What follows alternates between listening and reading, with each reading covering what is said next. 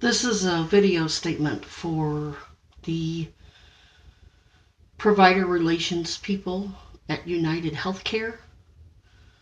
I'm going to write a sworn statement detailing the ongoing falsification of medical records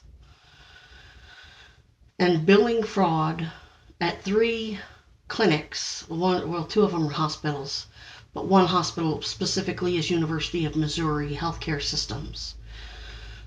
Their ambulatory clinics, specifically Green Meadows, which is now South Providence Family Healthcare.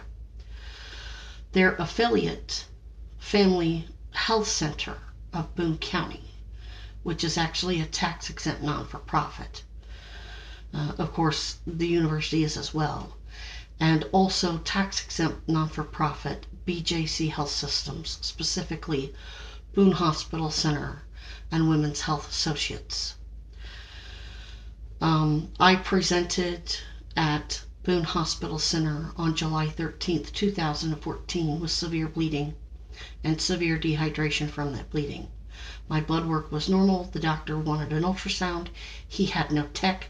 He administered fluids and wrote a prescription and advised me to try to barter with independent ultrasound, whoever, place where you can go get an ultrasound and you pay out of pocket for that ultrasound. He really wanted an ultrasound because that's how bad it was and that's how dehydrated I was. And I was working full-time, or not quite full-time.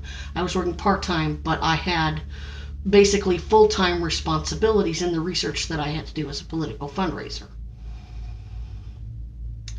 I followed his advice and I went to a University of Missouri Health Systems clinic at Green Meadows where the provider falsified her medical records, saying that I had no history of anemia, when I recorded me telling her that my previous provider in Arizona put me on a special red meats and high iron leafy greens diet to try to remedy the severe anemia because my iron was at 8, and that I had been bleeding almost nonstop for several months.